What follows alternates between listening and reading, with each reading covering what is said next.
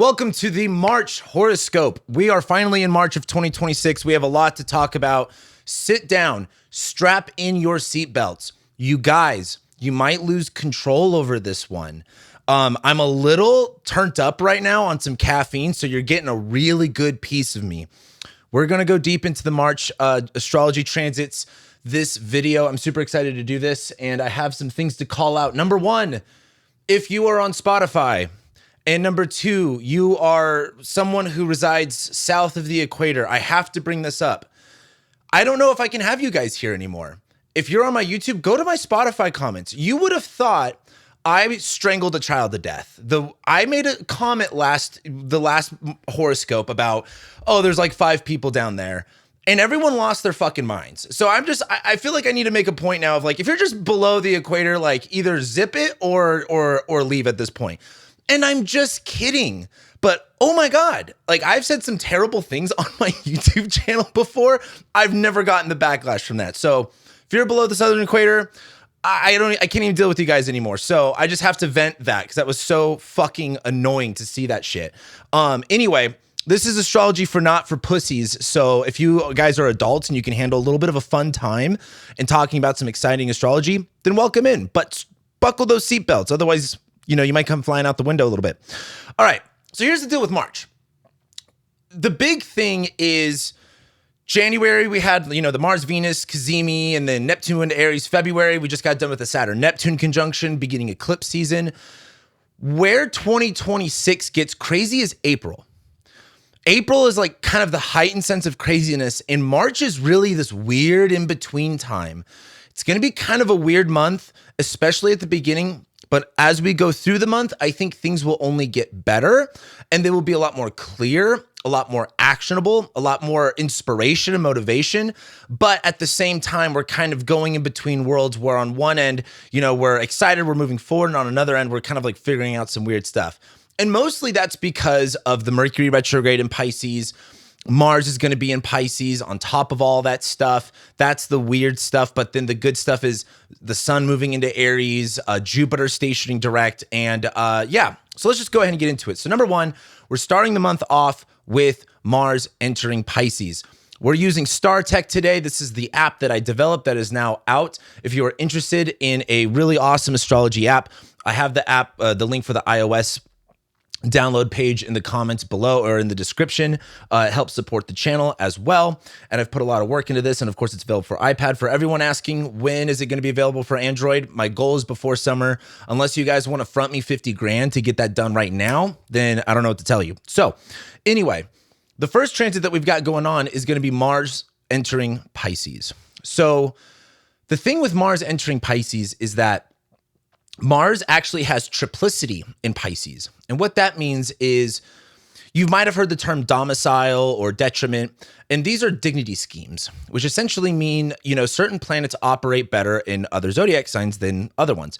And triplicity is a version of dignity where it's not Mars in its home sign of Scorpio or Aries, but Mars does have some affinity to the water signs. Mars does do pretty well there. And so Mars fights action, conflict, going into the mutable zodiac sign of Pisces. We've been in Mars in Aquarius for the past, I think it's been like 5 or 6 weeks, where fixed zodiac signs are rigid, right? Mars in Aquarius is either you're in or you're out. Mars in Pisces is much more adaptable, but Pisces is about the internal. It's about our feelings. And on one end of the spectrum, we're going to have this feeling of, okay, I have some internal conflict, right? Saturn just left Pisces. We dealt with that for 2.5 years. We get a nice little 5-6 week Mars and Pisces transit where it might stir up some of those Pisces emotions that we've been dealing with over the past couple years. But Mars is more of anger and frustration. And so Pisces, being about spirituality, religion, faith, Pisces is the internal expression of that. Pisces is the feminine expression of that. And as Mars goes through Pisces, we might feel like we're fighting more with our faith, with our beliefs, feeling a little more trying to trust, like we're trying to trust our intuition, but having some conflicted emotions around it. Now, the big thing to point out is we're going to talk about this transit as we go on, is Mars is going to make its way towards the North Node. What you have to understand about the North Node is that it increases everything. And if a bad planet like Mars, a malefic planet, conjoins the North Node, it will increase its malefic nature. And that's one of the big themes of this month is there's going to be an increase in the loudness of problems. And I'm going to explain why that is. But as we start the month off with Mars going into Pisces, why I like this is that number one, Mars has been in Aquarius. We've been really rigid. This is really good for loosening up your body, opening up that fascia, not being so stuck and rigid. I think over the next few weeks, we're going to start feeling a little bit more excited, a little bit more open, a little bit more flexible. And I think that starts with Mars in Pisces. However, as it's in this water sign, we might be a little more emotionally volatile. Pisces being about faith and spirituality and religion, but more of the internal and how we feel that. There might be some conflicts there and some frustrations there. But you'll never hear me say this all that much. But thank God Mercury is retrograde in Pisces because this is how we're going to deal with it. We're going to continue on to that. So Mars goes into Pisces right at the beginning of the month. So I think that's a nice little change. And that brings us to March 3rd. And that's the lunar eclipse in Virgo. I'm going to make a whole video about this, probably in my truck, since you guys seem to like those truck videos. But here's the deal. This is our last lunar eclipse in Virgo. I've said this since the beginning of 2025. The South Node in Virgo, if the South Node is like exhaustion, it's taking away, it can bring up things from the past, but it's more so of like, we need to move on from this. And, back in 2024, I was making predictions about the South Node in Virgo, and I said, it's kind of the time to just let go of like what you thought you knew and like facts and logic. And right when the South Node entered Virgo, Meta, Mark Zuckerberg announced that they were no longer doing like fact checking, which was so symbolic of the South Node in Virgo. On the opposite end of that, with the North Node in Pisces, there is this increase.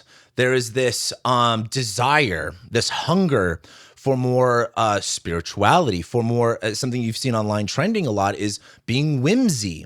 That's the North Node going through Pisces. And we've got a lot of that stuff being focused on right now. But we have to clear out the gunk in order to go towards a new world where you are more open, where you are more receptive, where you are getting the things that you want. You have to let go of the things that you thought that you knew. Eclipses, I hate the word portal. There's so much bullshit spirituality stuff that just like really no one questions. But if there was a transit that you could use the word portal for, I would argue eclipses. And eclipses are these major endings and beginnings. Number one, this is happening on what? March 3rd? March 3rd, 3-3. Oh, the 3-3 portal. I guarantee you're going to hear about that. You have an opportunity to make a significant life change. You do not have to. One of my biggest pieces of advice for eclipses is everything's going to feel like an emergency, but that doesn't mean it is one. So if you're freaking out about this or you feel like you got to deal with that, give yourself some time and some space. You don't want to react if you don't have to. But what's great about eclipses is if you're feeling a little crazy, if you're feeling like, you know what, fuck it, this is a great time to do that. Eclipses give you that opportunity to make a massive shift in your life, to like really rewrite the script. Now, this is a full moon technically, so it's mass illumination of the things that we don't always get to see, the nighttime, our internal parts of ourselves, and it's on the South Node. What do we need to release? What do we need to let go of? In order to become who you want to be, you have to rewrite the version of yourself that you are right now. In order to be the person, in order to live the life that you want to, you have to become that person today. But in order to become that person today, you have to let go of the person that you think you are in this moment. As this all happens, and again, this is more in specific to how your birth chart is laid out, of course, but this is about releasing and letting go. And the thing here is with the Virgo stuff is Virgo is really analytical and precise and detailed, and it wants those things, but you don't get those. Look around. No one knows what's going on anymore, especially because of the whole, Epstein file stuff. Normies are waking up to like, whoa, what? That was really going on? And if you're trying to make sense of everything right now, I think you're going to really struggle. But if you are okay with not having to make sense of everything right now, and you are okay with being in a malleable position in your life, then you're going to thrive. Everything, I shouldn't say everything, but a good majority of things are in mutable zodiac signs. So there's all of this adaptability that we can really bring on right now. And the thing that I wanted to talk about with this lunar eclipse is that it's in Virgo, so it's ruled by Mercury, and Mercury is retrograde in Pisces. So we ended February with Mercury stationing retrograde, and so now it's going to be retrograde for the majority of this month. Here's what you need to know. Mercury is, and again, like this is one of those things where maybe this is a good segue. I just relaunched my Astrology for Beginners course. If you are someone who doesn't understand your birth chart or doesn't understand astrology, it's time to learn it. And I'm so passionate about this because I'm so sick of reading comments of people who they're freaked out about something, and it's because they just don't understand it. And when you can actually read your birth chart and you understand what it means and why it means what it means, astrology becomes so much more beneficial. And I just see so many people freaking out about things they don't need to freak out about. And so anyway, I'm going to talk a little bit more about this later, but to sign up, the link is in the description. You're getting 14 lectures, and we're doing 4 live tutoring sessions. I want to hold your hand on learning astrology. So if you're someone who can't read your birth chart and you really want to, and you want to understand it, this is for you. I'm going to hold your hand through this process. And it's literally because I can't deal with people not understanding some basic stuff anymore. So why am I saying this? I make a post. Hey, this Mercury retrograde is not going to be all that good. And people are like, this is too negative. I'm not going to say this. Hey, bozo, I'm not saying everything in your life is going to end. That's not what I'm saying. But Mercury rules specific contexts of your life. It could be about communication, depending on what house it rules in your birth chart. It could be about friends. It could be about school. It could be about your parents. It depends on your birth chart. But Mercury's condition isn't doing all of that well. And Mercury likes to be logical, likes to be rational. It's all about communication. And so it's those topics that are going to suffer. Not everything in your life is going to suffer during a Mercury retrograde. I can't believe it's 2026 and people still think Mercury retrogrades are like asteroids coming down to kill us all. Anyway, Mercury retrogrades are times of rethinking, times of reviewing. They are slowdowns, but depending on what zodiac sign Mercury is in, gives you the condition of that. Mercury is in detriment in Pisces. So while Virgo, the opposite of that, which is about exact detail, black and white text, super grammatically correct, Pisces is not that way. And so Mercury being about communication and ideas, well, it's in detriment. It's not communicating all that well. The faculty of your brain that's about being logical, about being rational, it's just not connecting all that well. And that's okay. And the reason it's okay is because if you're someone who wants everything to make sense right now, well, yeah, you're going to probably struggle a little bit. But if you're someone that is going, you know what? I want some changes in my life. I want to grow. I want to develop. This is a really good time of letting go of your thoughts, letting go of how you think it's supposed to be, and tapping more into your faith. It doesn't have to make sense. It doesn't have to be clear. And so this lunar eclipse in Virgo is like, hey, look at all of this stuff that you need to let go of. Look at all of this information. Look at all of this black and white text you need to let go of. That's the lunar eclipse in Virgo, and it's ruled by Mercury retrograde in Pisces. And Mercury retrograde in Pisces it's kind of like you do all of this research. You're putting all of the dots together only for you to realize, oh, you were wrong about that, or none of it makes sense, or you can't actually rationalize it. So stop trying to rationalize it. This Mercury retrograde in Pisces is such an excellent time to just let go of that part of yourself. And especially too, some of your guys is like, when it comes to client work that I do, I cannot seem to get my clients to understand how limited their view of themselves is. Especially when it comes to like, oh, I'll have a client that's like, I want to start a business, or I want to do this rather than the job I have. And they think that they can't do it. And I'm like, I'm talking to like I'm an astrologer. I have all types of weird clients with weird businesses that are super successful. And I'm like, you could do anything that you want to. Why are you limiting yourself to this definition of yourself? You don't have to do that. This Mercury retrograde in Pisces is the time to say, you know what? It doesn't have to make sense. I don't have to have it all figured out. I need to tap more into my faith, into my belief, and get clear with my heart. And this lunar eclipse in Virgo is the time to go, all right, let's look at this big list of bullshit I've made about myself. I'm not good enough. I'm dumb. Some of you got a lot of people got a I'm dumb program, and you guys got to get rid of that because you're not dumb. You're actually really intelligent. Then I see that so much with astrology. Like people are like, I wasn't good at math and this is too complicated. No, sweetheart. You are so fucking smart. You just have to act like it for a minute, and then it will make a lot more sense. Anyway, so we have this lunar eclipse in Virgo. It's ruled by Mercury retrograde in Pisces. Excellent time to throw away all of the bullshit that you've been holding on to, especially when it comes to the way that you think, the narrative that you write in your head. That's what this is for. Okay? So we get to March 5th. That's when the sun is going to make a trine to Jupiter. This is where we start getting a little bit more positive transits going on here. Whoops. Hold on. Learning all these buttons. Okay. So we get to March 5th. Boom, boom. And as you can see here, we're on March 5th. All right. So the sun makes its trine to Jupiter. Hippie or yippee hooray. Okay. So, and this is something I teach in the astrology for beginners, but when the sun makes a trine to Jupiter or Saturn, and really Mars too, that is when Jupiter is either going to station direct or retrograde. Jupiter is going to station direct here in I think about 10 days from this moment, but the sun is about our willpower. It's about our energy, and a trine is like a super supportive, aspect. Like all the aspects are showing the relationships between the two planets. And again, I have a whole aspects part of the astrology for beginners stuff because I feel like a lot of people really struggle with that. And I even have like 3D animated graphics to like really make it make sense. So sun makes a trine to Jupiter.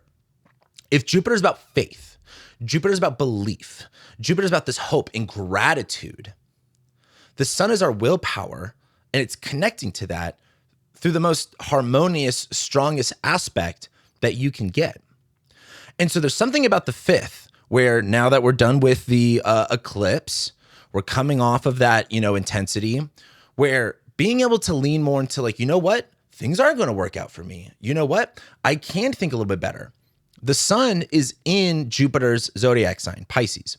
And Jupiter is not only exalted in Cancer right now, it's at its exalted degree. Look at this. Jupiter's specific degree that it's exalted in. So that means essentially the best degree you can get Jupiter in is at 15 degrees Cancer. Jupiter will be stationing direct right here, which is also amazing and great.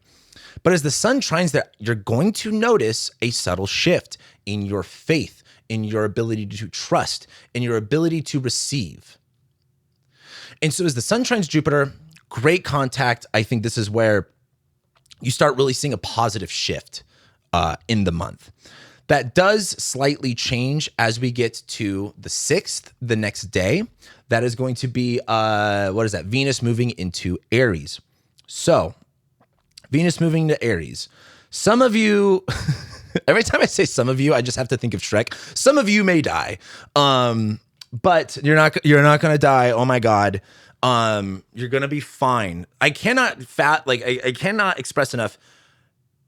I don't want to say astrology is that deep, but I think so many people just latch on that, like your guys' subconscious is looking for something bad to validate your negative experience. And it's like, okay, like, oh my God, Venus is going to be in Aries. I'm going to lose my job. My husband's going to divorce me and I'm going to lose everything. I'm going to get fat.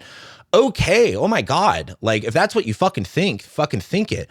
But that's just you trying to validate your fears. And that's not what astrology, I mean, you could do that with astrology. I don't think it's a good use of it. I think it's a terrible use of it. But Venus goes into Aries. I like it because a lot of Venus in Aries is a lot of bad bitch energy, and I like bad bitches. But Venus is about pleasure and desire. She's about connection, and she's going to be entering detriment. Now, that's not all that bad, in my opinion, because Venus is still going to Venus, if that makes sense. Just like Venus is a benefic planet. It is a good planet. So she's still going to do good things. She's just not that good at doing the things that she's typically good at doing when she's in detriment. Like, if, for example, if you have a Mars or Saturn in detriment or something like that, it's like, well, it's still a bad planet. It's just not as good at doing the bad things. So it's kind of like two negatives make a positive. Same thing with Venus and Aries. It's like, well, she's still good. She just kind of sucks at doing the good stuff right now. So it's a little funky. Venus is about connection and fun. And in Aries, which is about drive, action, energy, she's moving towards that direction, being like, what do I want? What do I desire? And I'm going to go after it. I'm going to take it. I'm going to pursue it. And the reason, what's funny about Venus and Aries, though, is if you really think about, I talk about this in my relationships course about the masculine and feminine dynamics. Typically, like, women are supposed to receive, women are receptive because they're ruled by the moon. I know it's controversial, but like, oh my fucking God. Heaven forbid a motherfucker got a different opinion. But when you see, like, it's kind of the same way as like if a man is much more receptive or weak rather than pursuant and pushing themselves out there, that is considered, on a stereotypical general level, not masculine behavior, not I wouldn't say natural, but not fully embracing who they are. And Venus in Aries is kind of similar, where Venus is supposed to be really receptive. She's supposed to be getting things, not taking things, but she's going to take it in Aries. Now, here's what's fun, is we do get Venus making her way towards a conjunction with Neptune and Saturn. Now that Saturn and Neptune are in Aries, and again, we're still in the midst of the Saturn-Neptune conjunction. You still have time to make some shifts. I did that Saturn and Neptune video in my truck. Thank you for all the new subscribers. Very happy you found me. But if Saturn is about reality and Neptune is about fantasy and illusion, you can see how much of reality is being blurred by what we were sold, what we were told. And I think a lot more people are waking up that like, oh, reality isn't exactly what we thought it has been. And I just see it so loud with the Epstein file stuff. Like, it's a really good proxy to understand. But on the same vein, this is good for like, what does your reality look like right now? Do you like it? If so, great, make it better. If you don't, what can you do?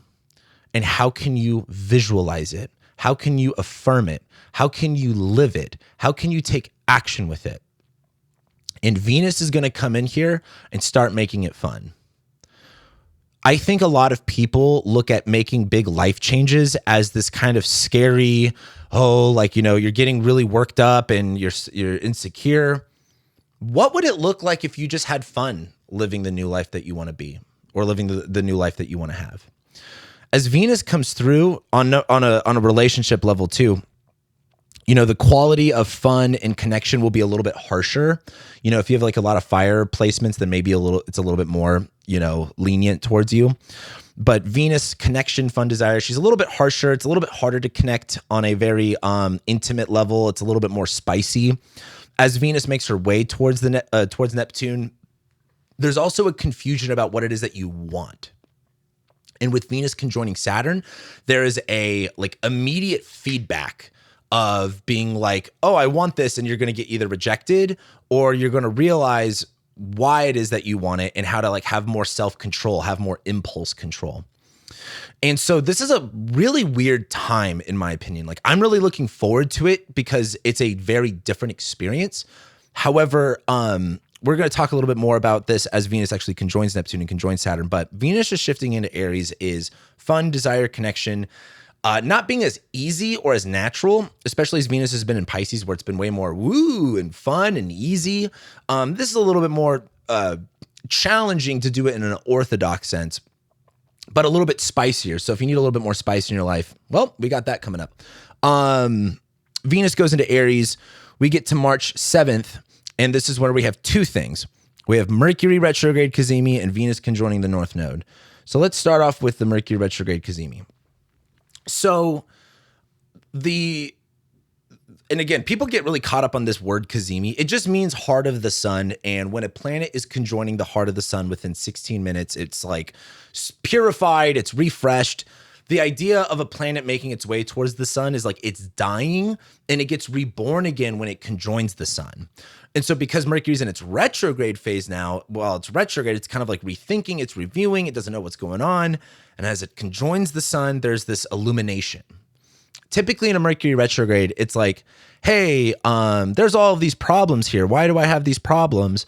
And the Mercury retrograde Cazimi is like, oh, I now know what the problem is. And now because I understand the problem, I now know what the solution is moving forward. And so this is where a lot of solutions and a lot of clarity come into play. But this is all Pisces stuff. This is not like, someone's going to hand you, a book of like, here's how to figure it out. This is going to be like a clicking moment of like whoa, I had a dream. I had this feeling, this intuitive hit, and just things worked out. And now I understand what's going on. I understand how things need to be addressed now. And so don't expect it to make sense, but expect it to feel something. Like expect to, when you just like know, I mean, I'm talking to women here. You guys all got some type of weird feeling, intuitive shit where you're like, I can't explain it, but I feel it. That's how this is going to be. And this really, of course, depends on what houses Virgo rules in your chart, where Pisces is at in your chart, blah, blah, blah, blah, blah. But what's nice about this is this of post-lunar eclipse in Virgo. So you get all that gunk out of the way, and as time goes on, just this is 5 days later, just about 5 days later, this is when it starts clicking. Oh, when I don't have, everything figured out, and if I don't feel like I have to have everything figured out, I can be more open to what could work. Like something I would really ask, and this is something I'm personally doing for this Mercury retrograde, is really focusing on what am I putting my attention to? And am I putting my attention onto my problems, or am I putting my attention towards what it is that I want? Am I focused on not being able to solve the problem and solving the problem? Because if you're focused on solving the problem, you're focused on the problem. Versus if you're focused on the solution, not the problem, but the solution, the result, the want, the desire, that's what you get. And so Mercury retrograde in Pisces, I think, is a really good time to just, again, like it doesn't need to make sense. You could speak in tongues almost. You can interpret things in any way that you want. It's not about being grammatically correct. It's not about things being, if I, this, like listing things off. It's really about being open and receptive. And the reason being is no one's going to be communicating all of that well. Like the problem with this Mercury retrograde in Pisces is that no one's going to be communicating anything clearly. And you have to be okay with that. You give other people room to not communicate clearly with you. But as you do that, give yourself permission for yourself to not have everything figured out, to not be able to communicate or express clearly. And again, this is one of those things where people think I'm so mean, and I totally am. But why I like astrology is, if you're like, why aren't these people figuring out? Why aren't these people getting it? It's like, you got to give yourself and other people a little bit more room here. No, this is not a time where everything's making sense. This is a time where people's ideas and they're trying to express a feeling, but there's no words for it. That's like a lot of the Mercury retrograde in Pisces. But as we have this Cazimi moment, that's when it clicks. And you might still not be able to express it all that well, but you know the feeling, you understand it, you get it. And I think that's what's more important, at least for right now. So that happens, and then we have Venus conjoining Neptune. Okay. I've been meaning to like bring this up, but I always forget, so I'm going to do it now. So when it comes to like Venus stuff, I've been meaning to kind of like carve out delineations just for relationships, because I know a lot of people follow this stuff for relationships. And Venus is in detriment, so it's acting a little naughty.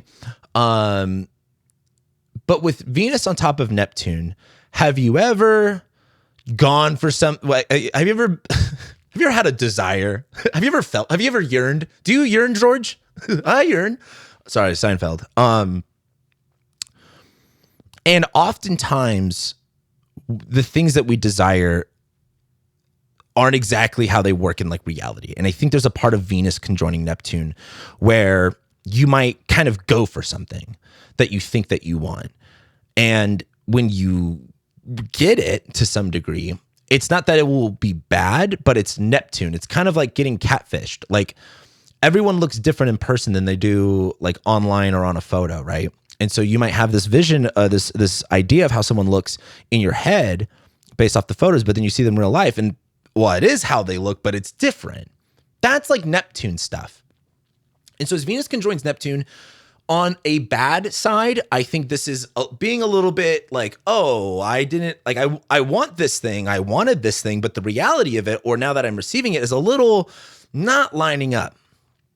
And that's okay. Give yourself, permission to have space for that. But here's where it gets good. Okay. Why I like the Saturn, Neptune, and Aries stuff, besides the fact that I'm all fire and air in my chart. So get everything out of this water sign stuff, this earth sign stuff. Forget about it. I don't want it anymore. I want the fire stuff. Is when it comes to manifestation, when it comes to personal development, Neptune is all about visualizing. And what I like about Aries stuff is it's more about passion, fire.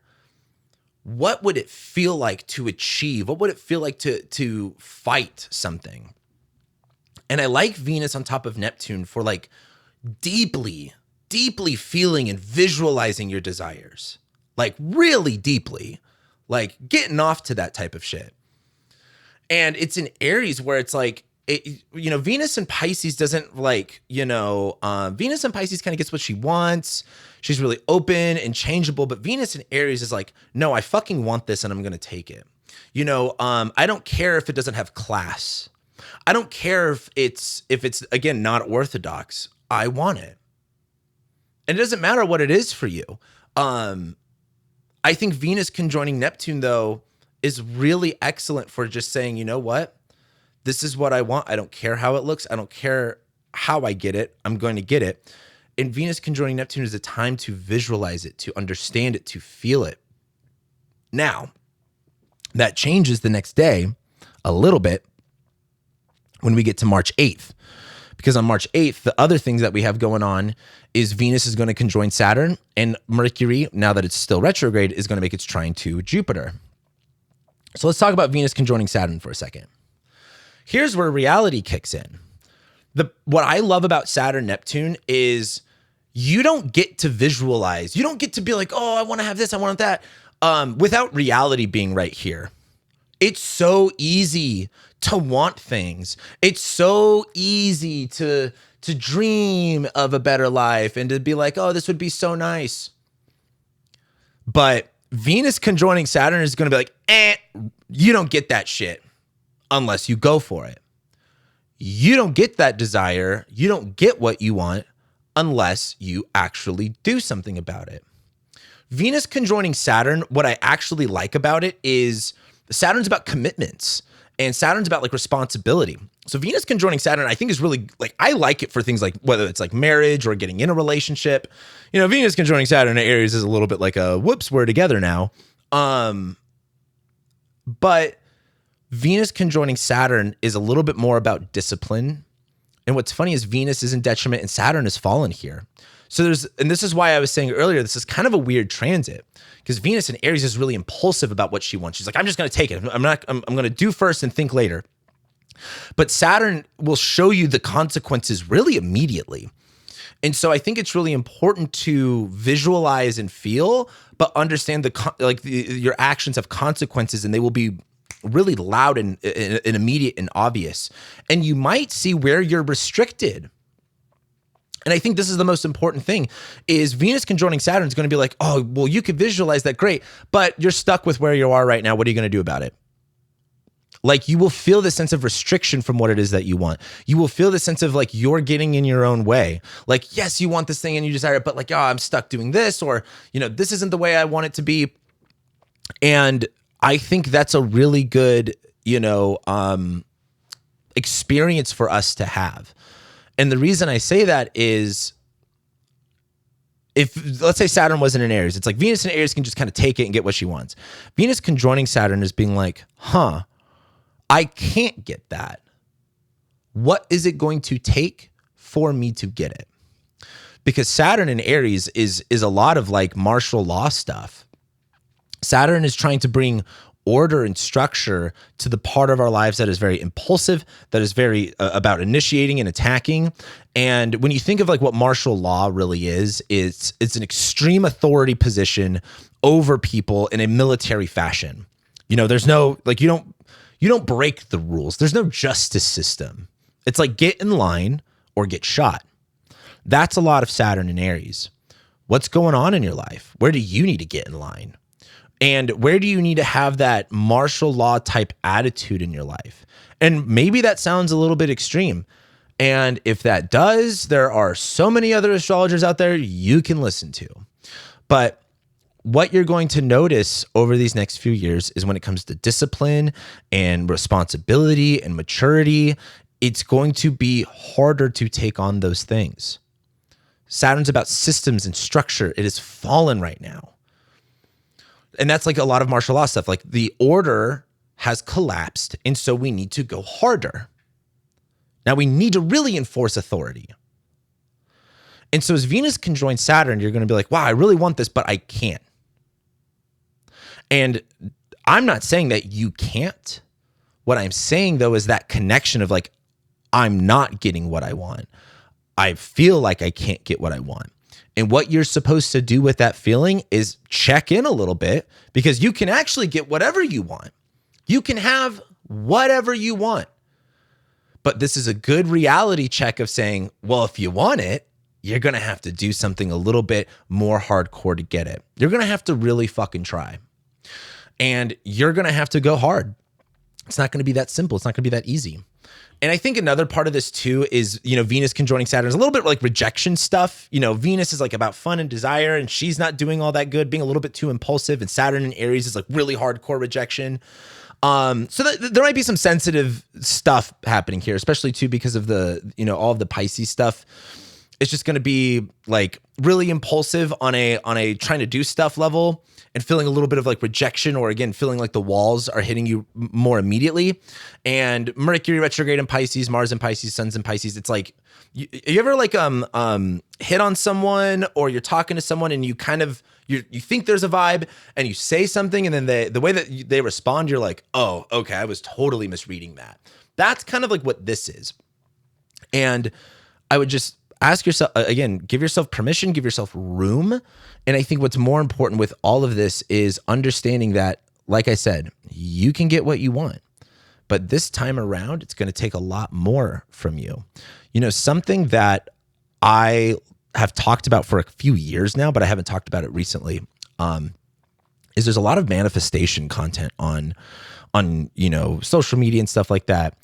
And I love it. Like I listen to a lot of it, and I think it's really good. But I do think that people use manifestation, and what they use it for is this scapegoat to just give themselves an excuse to have what they want, without trying. I pride myself on earning things. And the reason being is it feels so much better. It feels so much better to like really earn, to have that, because there's confidence. Like manifesting stuff is almost just the luck of the draw, if that makes sense. And it's easier to manifest when you earn that, right? Like if you, like for example, you would not feel nearly as good if you just happened to got a $1 million lottery ticket versus if you earned $1 million. Just straight up. Think about everything in your life that you earned, and tell me if you felt better about that than just when shit was just given to you. It doesn't hit the same. Anyway, going off on a tangent there. So we also have Mercury retrograde making a trine to Jupiter at this time. Whoops. Come on, Apple Pencil. There we go. Mercury retrograde, trining Jupiter. And this is, so if I wanted to classify this Mercury retrograde, I think it's bad because it's in detriment. It will be on the North Node, which doesn't help. It will conjoin Mars, which also doesn't help. That's three pretty bad things. But what is good about it is that it's in Jupiter's sign. Jupiter's exalted, and it's trining Jupiter. And so as we get to the 8th, now we're connecting bigger dots here. Just like the sun trine Jupiter was, oh, we're feeling better. Mercury retrograde is we're understanding why we're feeling better. We're tapping more into the part of ourselves that has faith, that has trust, that has gratitude, that we're focused on the resolution. We're focused on the solution rather than the problem. So Mercury trining Jupiter, it's also good too for just like making sense of things. Like I said, Mercury's in detriment right now. No one's really going to be making sense vocabulary wise, but emotionally, spiritually, this is a lot more things making a lot more sense, a lot more clicking going on here. So gosh, we're 40 minutes into this and we're on the 8th. I'm sorry, I'll speed this shit up. So let's go to on March 10th, we have Jupiter stationing direct. On March 10th, boom. There we go. Oh, you can't see that. March 10th, Jupiter stations direct. Hallelujah. It's exalted degree. So Jupiter, as it moves forward through a new zodiac sign, it's about introduction, expansion. And here's the kicker. This is something too that like, this is where I don't see enough people to have this argument with. And I would love to have this debate with more people. You do not get Jupiter. And I actually have a whole course on this. I have a whole course on this, how to unlock your goals with the planets. In order to get through Jupiter, you have to get through Mars. If you get into religion, if you get into really anything like faith, spirituality comes through like sacrifice. It comes through these problems. And as Jupiter goes through a new zodiac sign and is moving forward, it expands an area of your chart. And therefore, it can introduce more problems because there's more expansion, right? More money, more problems. And as Jupiter goes forward, it's like all this new good stuff is happening with problems with it. And as Jupiter goes retrograde, it's consolidating. It's kind of going, all right, I need to create that luck a little bit more internally. And as you go through that process, you're learning to what you have to kind of sacrifice, what you kind of have to, what pain you have to go through, how you need to think of yourself through a higher way and all that stuff. And as Jupiter stations direct, this is where it starts to click. This is where you go, okay, I get it. I get how whatever part of your chart Jupiter is in, how to expand this, how to get the most out of it, how to have gratitude for it, how to, cherish it. And Jupiter's like, this is a very lucky day, and not to be like a total regular, like a newspaper astrologer, but this is a lucky day. Like Jupiter stationing direct is always good, to be honest with you, but this is like at its best degree. So if there was ever a good day, it's going to be here on March 10th. So really exciting stuff with that. Before we go to the next thing, let me actually go talk about this for a second. Like I said, if you don't understand your birth chart and you actually want to understand what it means so you can use it to leverage it for your life, so you can understand your own power, so you can get ahead, and so that you stop freaking out about your transits or your birth chart and you feel confused. Like I said, I have 14 lectures, astrology just for beginners. I break everything down in a super easy way, and we're doing 4 live tutoring sessions with this. This is only available until March 6th, so the time to sign up for this is right now. I'm going to be holding your hand, going through everything with this. There's also going to be quizzes that will grade you. On the live tutoring sessions, we're going to be covering the lectures, any questions, and I'm going to be reading students' birth charts to help make things click, because when you really actually read the birth charts is when everything starts to really come together.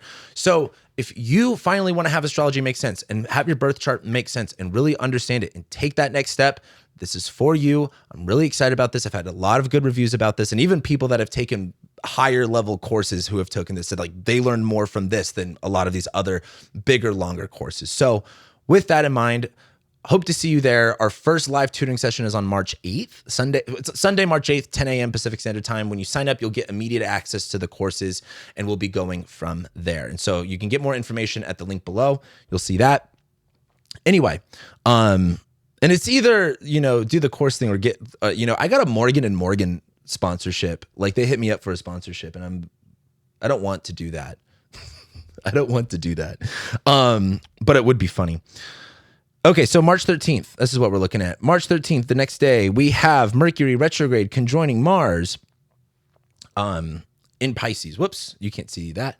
So why this is bad, and this is another characterization of why I don't think this Mercury retrograde is all that good, is a lot of arguing going on here. Have you ever been drunk?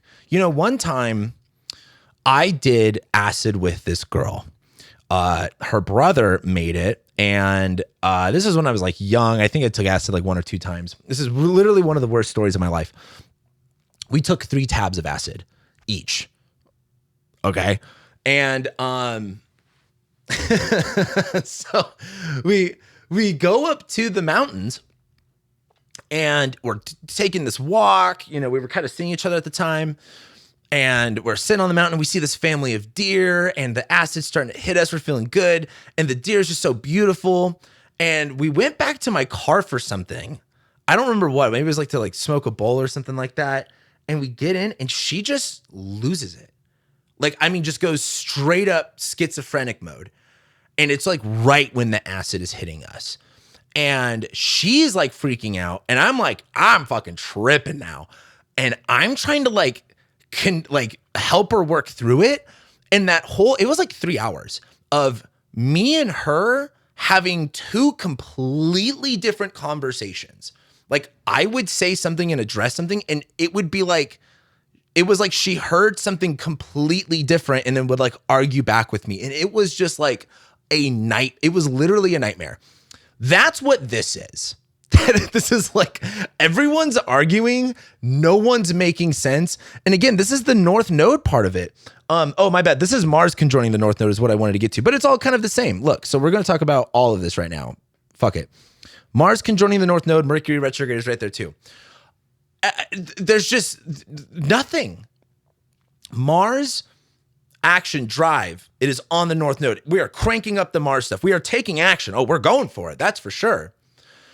But Mars is also fights and conflicts. So it's like, have you ever been like really driven to do something and you're like super excited and pumped, but because of that, if something gets in your way or something slightly inconvenient happens, it pisses you off even more?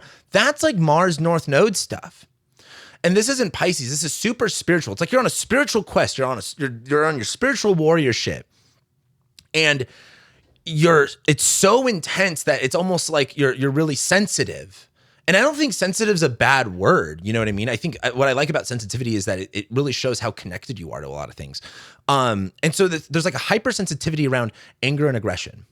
Now, Mars conjoining the North Node is like, we're cranking up whatever Mars rules in your chart to like 11 to 12. You're going for it. We're doing a lot. We're going extreme. We're going hard. But this is in Pisces too, where we're talking about the spiritual world on the inside of us. We're talking about the empathetic part of us. We're talking about the very receptive thing. Like Pisces is a very sensitive sign. And I think there's a lot of sensitivity here, which could be really easily triggering. Like I think a lot of people are just gonna be really angry during this time, but not really sure as to why. And you add that to, because the next few days, so we're looking at March 13th right now, through the 17th. So here, I'll just do this. So if we're looking here, we have Mars conjoining the North Node, and then Mercury retrograde is going to conjoin Mars, and then Mercury retrograde is also going to be on the North Node. So we have all of this stuff going on. And Mercury being about, again, delays, miscommunications, it's not good, it's on top of Mars. It's like no one's making sense, everyone is arguing. There's all this intensity. And so one of my pieces of advice is like, it's one of those things where you're going to have to be able to, those people that just like can't handle a loud room. Like you're going to have to figure out how to be calm on the inside. You're going to have to create this for yourself because I think the external world will be really loud and there's kind of no avoiding it. Mercury retrograde on top of Mars, fights, conflicts, technology breaking. It's like, this is, I think, the most inconvenient time of the Mercury retrograde. But I also think too, like I've been talking about with Mercury retrograde being more like about spirituality and being more like, tapping into your faith. I think this is where the challenge comes up because it's like you are taking action, faith-based action. And Mercury is it's like being like, but what about this and what about that? And you're going to feel confused and you're going to feel like you still need answers. You're going to feel like you still need it to make sense, but it's not going to make sense. You are Cameron on way too much acid with this random girl who's also on way too much acid and no one's making sense. I wasn't able to convince her everything was okay. She was just tripping. You know what I mean? So like, why would I keep trying to do that? I was just like, all right, well, we got 6 more hours of this. So like, just gonna have to just deal with it, run with it. I think that was also, I don't think it was on an eclipse.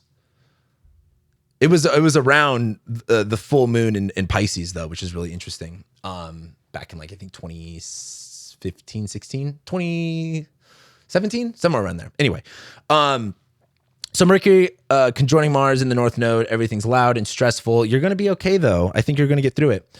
And that brings us to March 18th. Let's do this. March 18th, we have the new moon in Virgo. New moon in Virgo. My bad. New moon in Pisces. This should say new moon in Pisces. I don't know why I put new moon in Virgo. And Venus making a square to Jupiter. So here's what's really interesting about this new moon in Pisces. It's a Pisces. Is it's not an eclipse. And I've always been interested in when you have an eclipse in a zodiac sign, but the North Node is not in that same zodiac sign, which we just had with the the solar eclipse in Aquarius. And I'm also really interested in when you have a lunation in a zodiac sign with the nodes being there, but it's not an eclipse. So this is kind of, to me, like a little bit weird, but this new moon in Pisces is a really nice time to go like, okay, for example, we just got off of Mercury conjoining, the North. I mean, Mercury's still on the North Node right now. Mars is right there. That was really, really intense. That was an intense purging. There was a heightened sense of intensity when it comes to how you feel and your faith and your spirituality. Let's kind of cool that down a little bit. Let's kind of relax more into something else. How can we be more open?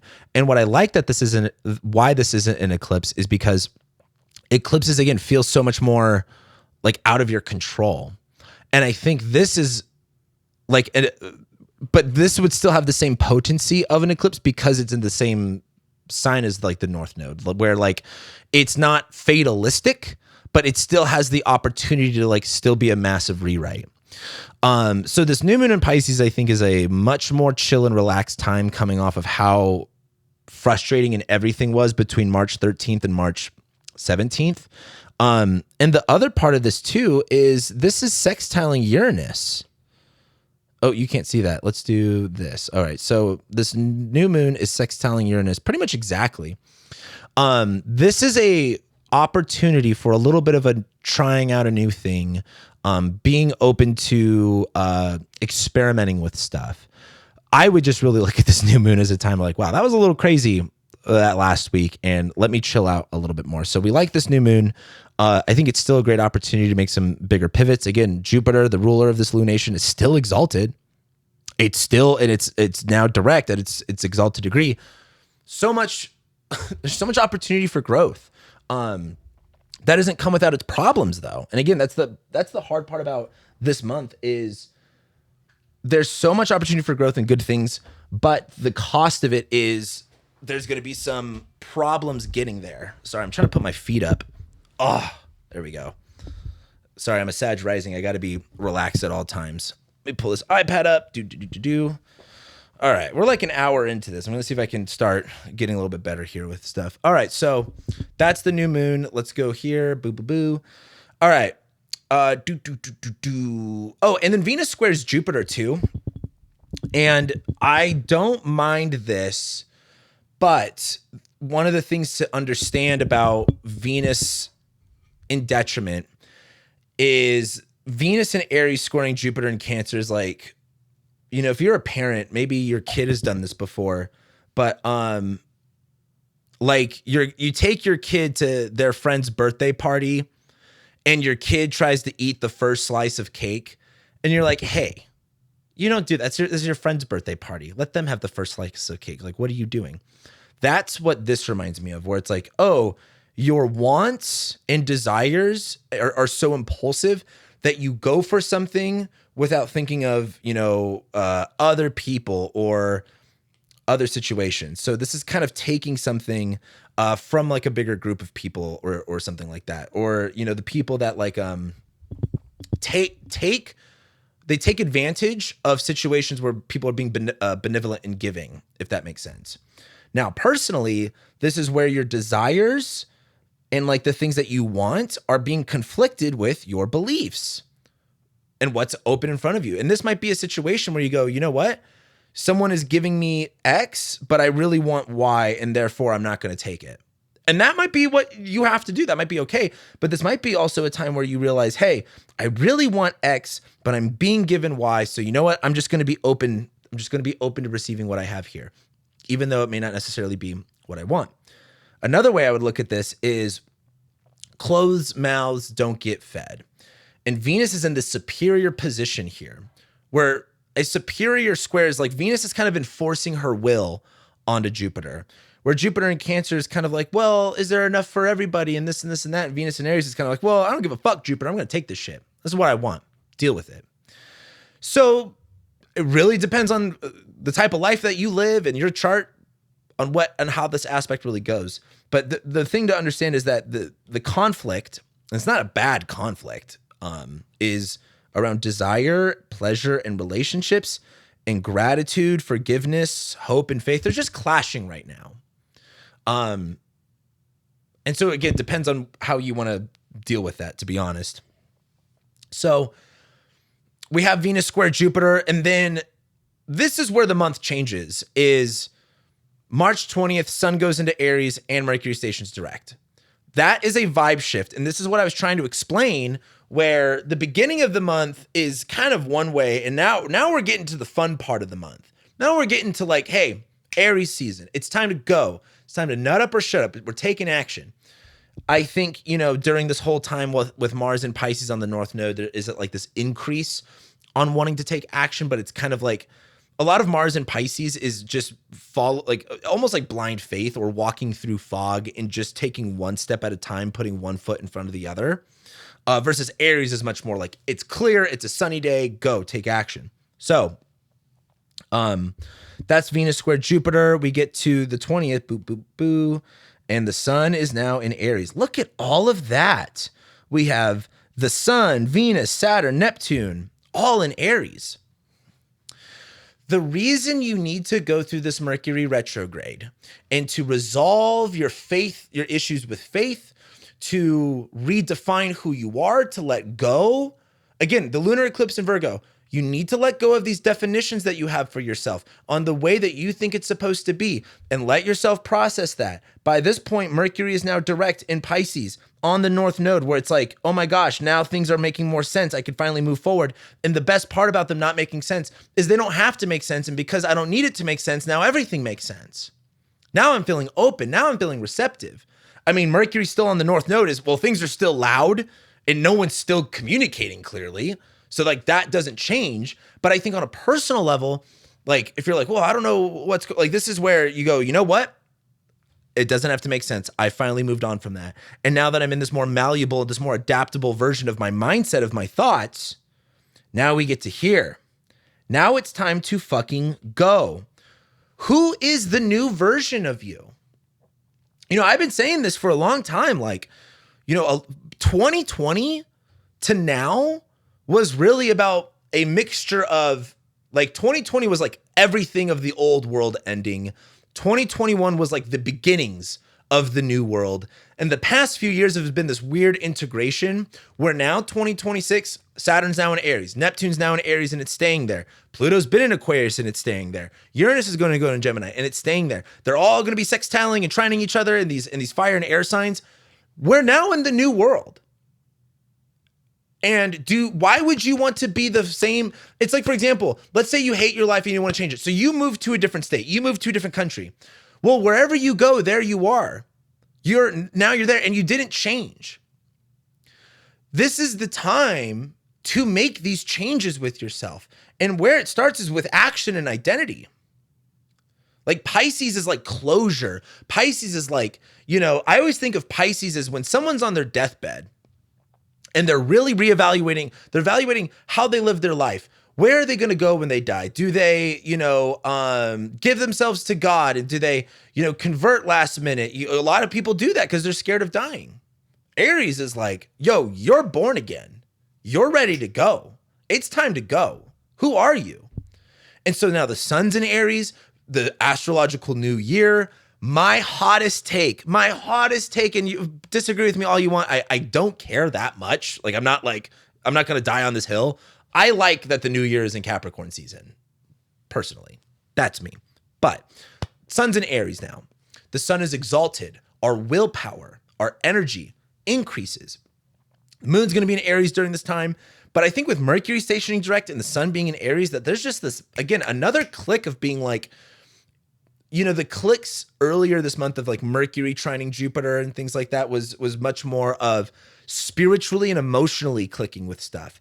This is fire sign stuff where this is like, man, you had some embers, kind of smoldering, and then a gust of wind just came in and it just like whoosh, fire. We're alive, we're excited, we're happy, we're turned up. That's what's going on here. So the sun goes into Aries, terrific. We like that. Mercury's now direct. What else is going on here? Then we get to the next day and Mars trines Jupiter.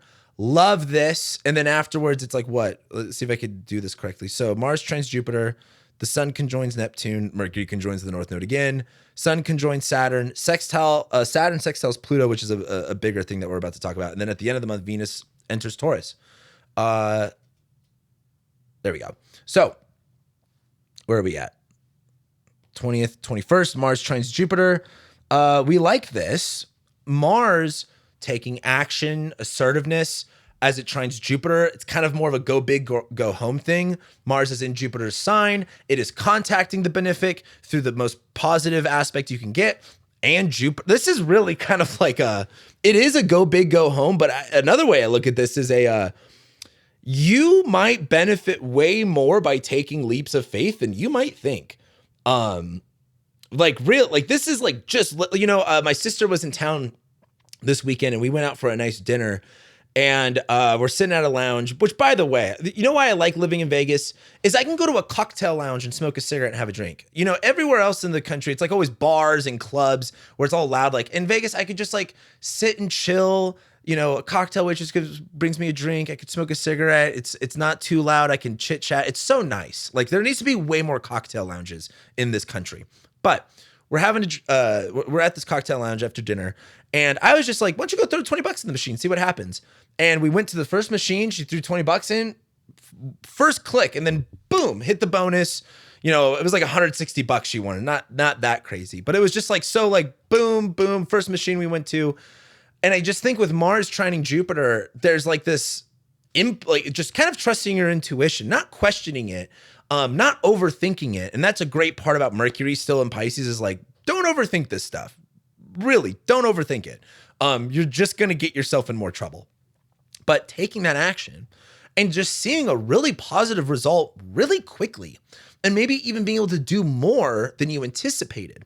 So we like Mars trine Jupiter. That's a great aspect to have. The next thing that we've got going on is the sun conjoining Neptune. So personally, I'm not going to call a sun-Neptune conjunction a Neptune Cazimi because when you understand how the outer planets work, that doesn't necessarily make sense. If you want to call it a Cazimi, fine. But the sun is like a big flashlight and Neptune is like fog. And I've always said this, like it's like trying to put like your high beams on in the fog, you just make it more blurry. But with the sun conjoining Neptune too, is when you talk about identity and willpower, which is like what the sun is, that magnetism, that essence that you radiate, Neptune is giving you that opportunity to idealize it, to visualize it, to feel it. Like when you look at yourself in the mirror, do you see the old you?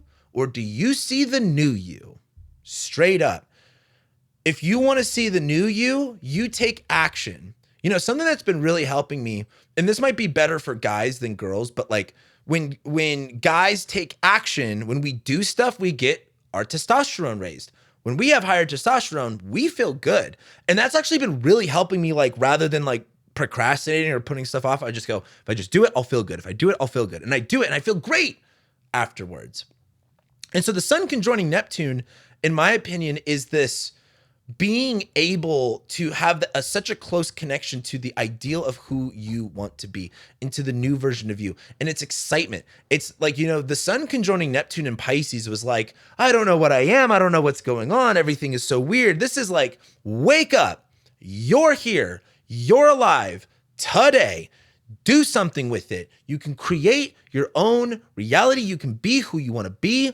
Neptune is glorifying an idea. I mean, you're even seeing this in the political world. Like, for example, like during the ICE protests over in Minnesota, I saw a bunch of stuff of like, leftists and all this other stuff. They're talking about like buying guns and going after it, which is like I'm not going to comment on that, but it's you're seeing this actual idealization of like doing something.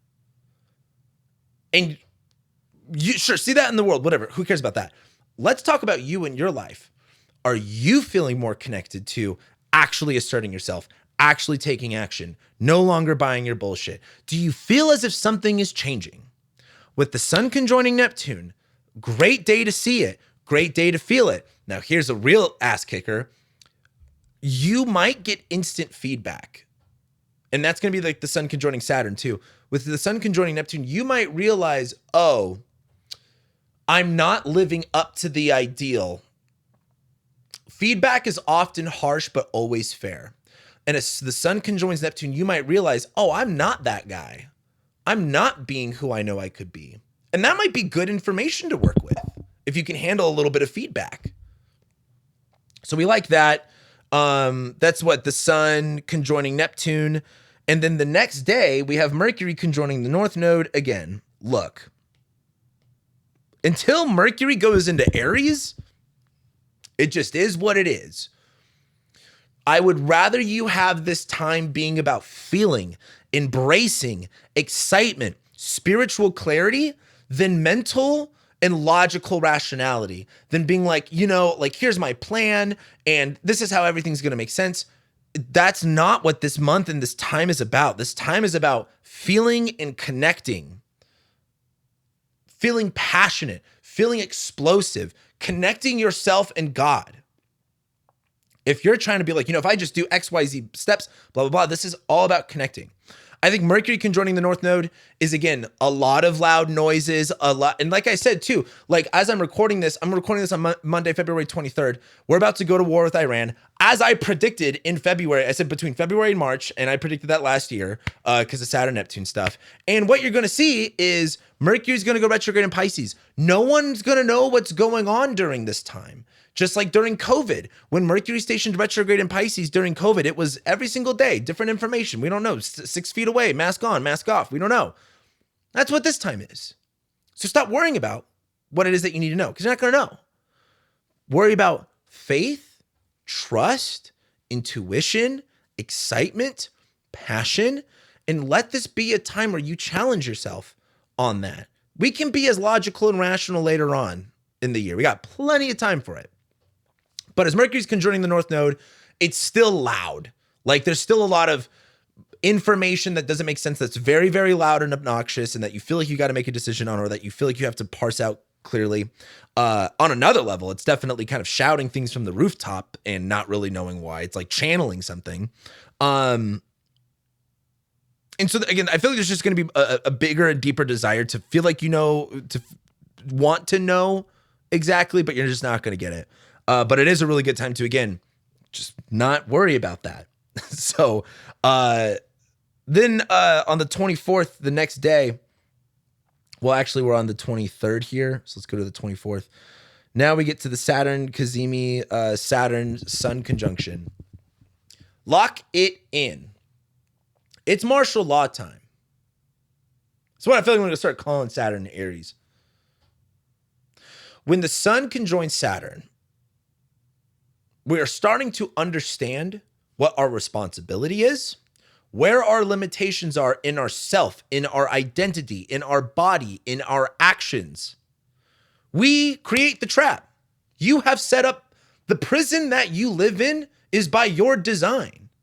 It's if you want to blame your mom, your dad, your husband, your this or that, well, then you better enjoy your life sentence in prison, because you're the one creating it that way.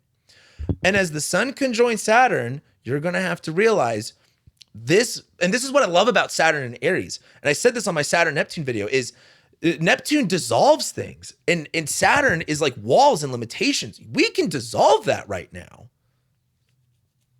Sorry. Sometimes my mustache hairs poke up and they get like right on the inside of my nose, and it looks like I'm like I just got done doing coke or something, but I didn't. It's like, it's so annoying. Anyway, it's funny to me. So as the sun conjoins Saturn, really look at what your walls are and understand it's time to move through them. Saturn is those, like, restrictions are weaker than they normally are. Oh my God, I'm sorry. These hairs are like all pointing up at me right now. The walls and the restrictions are weak, but the sun, which is your willpower, is strong. Your willpower is stronger than the restrictions that you have on your life at this time. Do with that what you will. That's going to be on March 24th. Okay? Your willpower is stronger than the restrictions and the fake ass prison and limitations you put on yourself. I don't want to hear any of the bullshit in the comments either. Like, at some point, I need to make a list of, like, people who have overcome objectively horrible and terrible things. Like, I love people who, like, are, like, you know, they don't have legs or arms and they're still like marathon runners and shit like that. Cause I feel like a bitch when I see that. I'm like, all right, homeboy doesn't got no arms or legs and he's running marathons. Like, I'm going to stop complaining. Anyway, what am I doing here? There we go. Okay. So Mercury conjoins the North Node, Sun conjoins Saturn. Let's get to the last thing. Oh, that says February 28th. That should say March 28th right here. Let's talk about Saturn sextiling Pluto. Love it. Love it. Love it. Love it. That's on the 28th. So that's about a few days later. We're on the 28th here. And here, let me make this a little bit easier. March 28th. Saturn sextile Pluto. All right. On a world level, for example, the North Node is about to go into Aquarius. If you think the panopticon and the tech stuff is bad now, like, that solar eclipse in Aquarius was around the time that I don't remember if it's, because I can't pay attention enough anymore. The Ring doorbell cameras or whatever, they were like, we can help you find your missing dog, but they're also doing facial recognition, stuff like that. Yeah. We're about to go really on the digital control grid, like, really fast. There's really no way around it. Don't know what to tell you. And, you know, I made a joke on my last video too about, like, sign me up for the digital ID. I cannot believe how many people thought I was serious about that. Like, yes, I would like my interactions online to be easier. Am I for the digital ID? No. But also too, there's no getting around this. Like, wake up. We're in the age of air. This is all happening. Anyway, Saturn sextile Pluto is a big part of that. You'll probably start seeing around this time, whether it's digital ID, whether it's more about the like digital currency stuff, whether it's more of the surveillance stuff, that's what you're going to be seeing. A lot of that. I think you might also see a lot more government protests during this time. You know, we are building up for what will eventually be the Civil War here in America. I think that's going to look, I think that'll look mostly like feds and state going at it. So, you know, I've been kind of paying attention to what's been going on in Minnesota and just really looking at, like, what's going to be the line. So, I wonder if you see a little bit more of that, maybe anti-government, you know, resistance, riots, things like that, you know, the typical American shit. So we might see more of that. But coming back to, and again, the reason I'm saying this is geopolitical world stuff. You know, also too, if we do decide to bomb Iran, I do wonder if the Mars-Saturn conjunction in April is when the wars stop, like I've been saying. I made a whole prediction video about all this stuff. And on the Mars-Saturn conjunction in April of 2026, this was last year, I was like, I wonder if this is like war pops off and then it really comes to a halt in April. So I'm curious about that. So we might see more of that. But on a personal level, Pluto, power, like, I hope you guys understand how powerful you are. And with Pluto and Aquarius, this is really about, and we could talk, I feel like I have a whole new idea of Pluto and Aquarius, but what are you, like, here's the thing. In the technology world, you can let it disempower you or empower you. AI is a good example. Like, you could possibly be trapped by the panopticon, but if you understand how to navigate this, it can actually empower you. And you can use that as a proxy for your life. Saturn sextiling Pluto, Power is going to help you be more resilient, be more responsible, be more mature. Saturn is like restrictions, limitations, but Saturn's also systems, and it's sextiling Pluto. Systems and power are working together right now. Maturity, discipline is working with power right now. In a positive, this is not a Saturn-Pluto square. This is not about like if you had Saturn squaring Pluto, this would be like systems are being rejected or having problems because of power dynamics or corruption. This is like corruption and systems like working hand in hand. Which again, it's like one of those things that are so obvious going on in the world right now. Like, oh yeah, corruption and power systems working hand in hand. Whoa. Like who would have saw that one coming? But for you in your personal life, really ask yourself what systems, again, this martial law stuff you need to put over in your life. What power do you have to tap into to increase the yield of that? So we like the Saturn-Pluto conjunction, Saturn-Pluto sextile. And again, this is coming off of the Saturn-Pluto conjunction in 2019. 2019, 2020, that was the end of the old world. This is the beginning of the new world. And, this is why, a big reason I kind of have stopped talking about geopolitics is like, dude, this World War III stuff, this other tech stuff, I went through this like 4 years ago. Like I'm kind of done talking about it, to be honest. I've grieved it. I've lived through it. I've done it. I've accepted it. There's not much that we can really do. There's a little bit, but not much. Versus like there's so many normies just waking up to the Epstein stuff, and it's like, yeah, brother, yeah, yeah. Welcome to the first day on Earth. Anyway, so at the end of the month, let's wrap this up on a good note. How about we do that? End of the month, Venus goes into Taurus. Yay! Venus goes into Taurus on March 30th, and everything will always be good from here on out, and you'll never see a bad day in your life, and you'll meet your twin flame. You're gonna make $1 million. You're gonna lose all that weight. Everything. No, I'm just kidding. But Venus is connection and beauty. And she's going to go to Taurus where she's in her home sign where it's going to be like, I think we're getting off of a very frantic time. This is one step towards in my opinion, May of 2026 is when things chill. May and June of 2026 is really chill. July is when things get crazy again. April is a little extreme too, but it's not as frantic.